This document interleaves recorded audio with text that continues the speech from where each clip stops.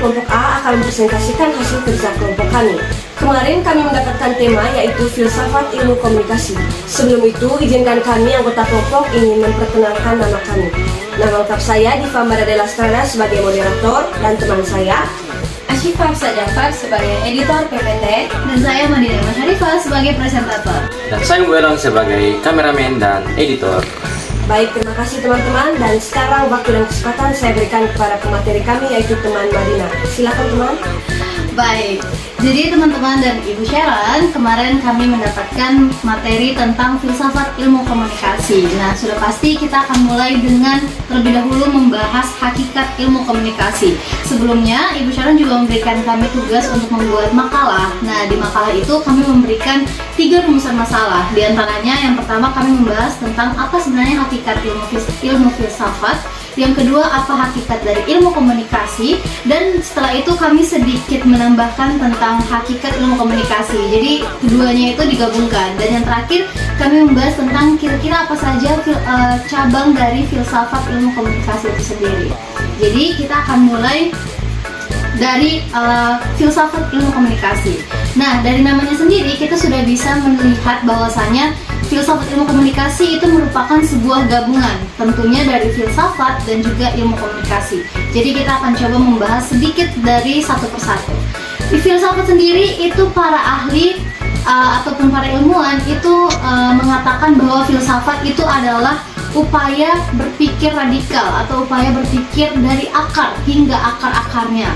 Sedangkan ilmu komunikasi sendiri yang sudah kita pelajari bersama bahwasanya ilmu komunikasi merupakan suatu proses penyampaian informasi dari komunikan kepada komunikator. Nah, di sini kami sedikit mengambil kata-kata dari seorang ahli yakni Profesor Ono Wijjana Effendi. Beliau mengatakan bahwasanya filsafat komunikasi adalah suatu disiplin yang menelaah pemahaman secara lebih mendalam, fundamental, metodologis, sistematis, analisis, kritis, dan komprehensif teori dan proses komunikasi yang meliputi segala dimensi menurut bidang sifat, tatanan, tujuan, fungsi, teknik, dan metode-metodenya. Nah, jadi secara garis besar filsafat dan ilmu komunikasi itu ketika digabungkan, simpelnya itu adalah kita mempelajari ilmu komunikasi dari akarnya. Semua yang kita mempertanyakan dari ilmu komunikasi itu kita cari tahu dari akarnya, seperti cara kita memahami apa itu filsafat. Nah, tanpa lama-lama kita langsung masuk kepada cabang filsafat ilmu komunikasi. Cabang filsafat ilmu komunikasi sendiri itu mempunyai 3 cabang. Kami akan mencoba menyebutkan dan menjelaskan secara singkat satu persatu. Yang pertama, kami mulai dari epistemologi. Epistemologi sendiri itu berasal dari bahasa Yunani, antara episteme yang artinya pengetahuan dan logos yang artinya ilmu. Jadi secara tidak langsung epistemologi itu merupakan pengetahuan, mempelajari tentang sifat asal dan juga pengetahuan dari seorang manusia. Jadi secara garis besar epistemologi itu merupakan sumber pengetahuan atau bagaimana manusia berpikir tentang asal mula sebuah metode. Jadi kami di sini akan membawa satu analogi, yaitu analogi rumah yang kami harap bisa lebih memudahkan teman-teman untuk memahami. Jadi analogi rumah yang kami angkat itu seperti ini.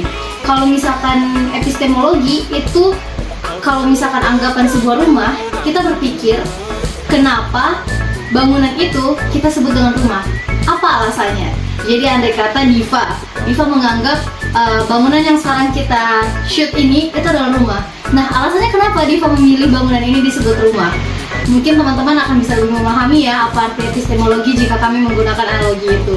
Lalu selanjutnya kita berpindah ke ontologi, di mana ontologi sendiri merupakan gabungan dari 2 kata bahasa Yunani juga. Yang pertama artinya onto atau ada, dan juga logos atau ilmu. Yang secara garis besar ontologi itu merupakan cabang ilmu filsafat komunikasi yang berbicara dan mempertanyakan tentang sebuah keberadaan. Jika kita menarik dari ontologi rumah, itu bagaimana kita melihat rumah, tanda kutip ya, rumah yang sekarang itu sudah sangat banyak bentuknya, bukan lagi bentuk rumah seperti yang dulu yang dari gubuk atau mungkin dari bambu pelepah pisang. Tidak, sekarang rumah itu bentuknya sudah sangat banyak. Begitu juga ilmu komunikasi, ada rumah yang bentukannya tingkat, ada apartemen, ada kos-kosan, mungkin ada kontrakan, dan masih banyak lagi. Begitu juga dengan ilmu komunikasi, sudah sangat banyak bentuknya dan juga keberadaannya, tidak hanya terpaku pada satu bentuk ilmu komunikasi. Lalu yang ketiga dan juga bentuk cabang yang terakhir itu adalah aksiologi.